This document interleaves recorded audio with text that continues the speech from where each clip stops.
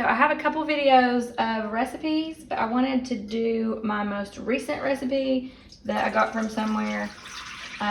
This is red hard wheat and white hard wheat. I start with 936 grams roughly, that's 78 hydration.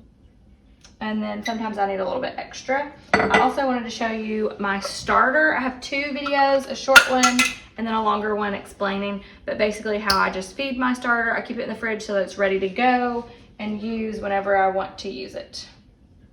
This is 240 grams. So again, this is fresh milled.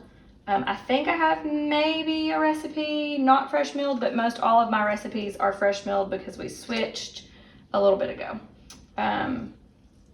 So if you're not doing fresh mill, this will probably still work for you, but this is more for people who are friends or the internet who are starting to mill and use their own wheat. Okay, so starter 240 or 246, and then I go ahead and use my whisk and I melt it.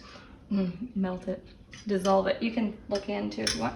Okay, I also add my salt. I've already pre-measured it. I do anywhere from 2% to 3%, so anywhere from like 20 grams to 36 grams. Sometimes I add the salt an hour after, but I like to do it here because it dissolves really well and incorporates my starter. So I tried to pre-measure everything out.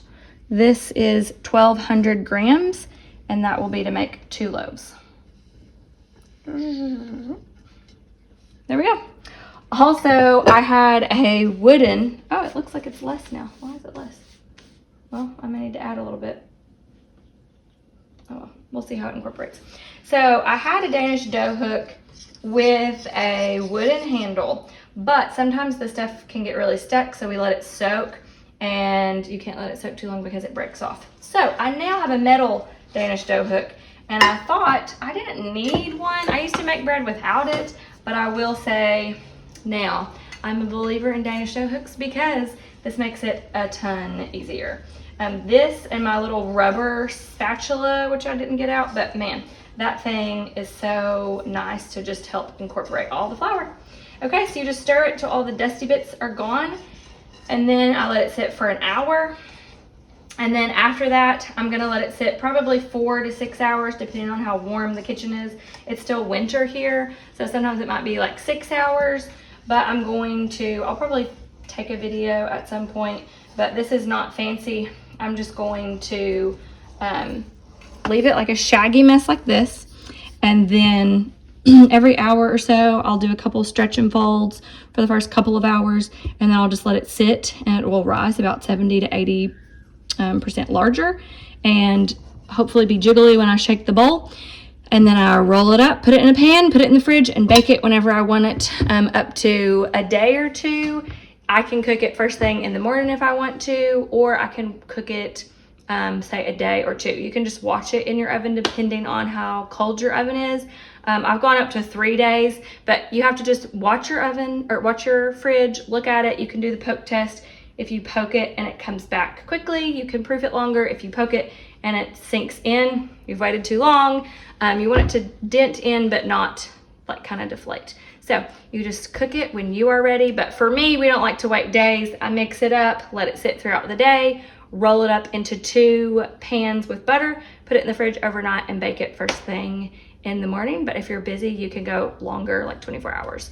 Just don't let it deflate too long. When you cover it, we're gonna cover it with a, it's not a shower cap, but it looks like a shower cap. And when you put it in the fridge, you're gonna put it with a warm towel. So let it sit and then bake it when you're ready, but don't let it dry out. It's been roughly an hour. I like to use water to stretch if you want to come in to see the dough. This was also the blue thing that I was talking about. I really like this. I can't hardly find it. I got it at Walmart. Anna got it for me.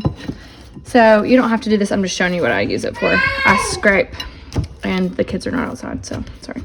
I use it to scrape the bowl. You can even spray the edges to try to get it unstuck if you need it to. But I'm just going to stretch it just a little bit. Something else that you can do with fresh meal is if you want to let just your flour and water sit before you add your starter and salt. You can also let it sit for 3 hours, and then you'll be starting with soft dough before you even get started. But I will do that if I have a lot of time, but today I wanted to show you just the simplest, easiest way, and that's it. I'm just stretching it around, and I'll leave it, put the stretchy on the top, and if I'm in the kitchen, maybe 30 minutes, 40 minutes, an hour, I'll just give it a stretch and I'll wait for it to be jiggly. Our house is 71 right now. It's been an hour. We'll see how long it takes. Okay, it's been another like 45 minutes, almost an hour maybe. Come in, you can see, I do like showing you just kind of what the dough looks like. You could tell it's coming together a lot better. I don't flip mine over. You can also, I may do that next time, dump it out on the counter.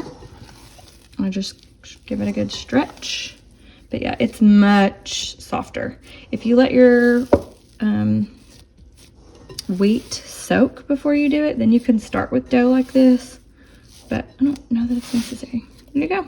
There's just the tight ball. I could roll it over, but I'm not going to. Super easy. Okay, so I like doing that now. That's gonna be fun. Okay, used to my bowls had a lid that just popped on, but now I get to use these some too. Okay, come in. It has been roughly, I think, like 3.5 hours since we started. It's a little jiggly. It's probably 2 hours since the last stretch and fold. I just wanted to go ahead and show you. It's gotten a lot stretchier, but it does still tear. Probably I would have normally been done with stretch and folds and then just let it rise. But I wanted to show you guys the progression of the dough. And that's it. I just wrap it. If it starts to dry out, I can spray it a little bit, but as long as you have wet hands, it's not gonna stick to you, and then just recover. Okay, it has been all day long. That's the one thing that makes it hard for videoing. It has been like 5 hours since we started this process. Come in, you can see it's more jiggly. Can you tell the jiggles? I could probably go a little bit longer, but it will continue. I let it ferment typically like 4 to 6 hours. Oh, sorry, I can't get it out of the bowl. It's really hard to do this while somebody's on your shoulder. Okay, so this has been about, you can scoot back now, 6 hours. And like I said, or no, sorry, 5 hours. Like I said, I go between 4 and 6 hours. I'm gonna roll this one up loosely, set it here. Yeah, I think this is totally, it might be a little overproofed. You can use a straight edge clear container so that you can get exact measurements. But again, this channel is called Ordinary Homemaking. I'm just doing it the good old ordinary way. I'm not buying fancy things. I'm not doing expert things. Just doing what you might do at your own home. So I roll them out, but yeah, these seem a little, they're very squishy. The one thing I do like about sourdough is that it seems very forgiving. If you go a little too long or a little under long, it's not gonna mess with it a ton. I have done really bad and still had really good bread, and I've done like great and it's still like the same bread. So very little, you can do all of the things perfect. You can take your temperature, you can do all the things, but this is just kind of the basic ordinary first loaf to do. So I kind of divided it roughly. Weighing it is the best because I have had some loaves that look huge and I'm like, man, those loaves did not get divided right, and then you weigh them and they're like the same. So weighing them is best, but I didn't do that. I greased my pan with butter for some reason. They don't stick with butter. They do tend to stick with other oils, at least in my experience. I had butter in my hand, so that helped with the dough, but it's coming off, so I'm gonna use water to make sure it's not sticky. Typically I would leave this maybe like 10 or 15 minutes, but again, I'm just filming. There are lots of ways that you can roll it. I like to kind of pinch it in. You push and roll, push and roll. So again, lots of different techniques. This is just the one that I kind of like. It's kind of like a baguette, and then I tuck the ends in. and drop it in the pan. Now, if you have the fancy baskets, then you can put them in, just say right there, you can put them in the baskets. But I prefer them just in the pan here. And you can tuck if it doesn't tuck good. I forgot to tuck because I'm talking and doing. So again, leave it like this. And back up again. You just need a rag, any sort of kitchen rag that's smooth.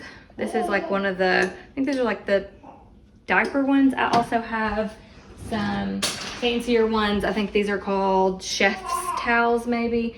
So get it wet, warm water, drape it over the top. You do not want these to dry out. In a banton, you put this, in a banton, you put them upside down. You put the dough upside down so that the bottom, if it does develop a skin, is the bottom. It doesn't hinder rise. Sorry, it's the end of the day. I'm tired. We've been doing a lot of stuff, and so my brain's not working. So I spray the top. Don't let it dry out. Wet rag. Let it sit in your fridge overnight and bake it. Now, I'm gonna tell you something else. You could probably put this in the fridge for an hour or two, and then go ahead and bake it. The longer you leave it, the more sour it will be. You just need the yeast and the bacteria in it to do their thing and rise and make it nice and fluffy. So my experience is I like to put it in the fridge and do a colder in the fridge because it will still develop and grow and be a lot more fluffier. So cook it in the morning.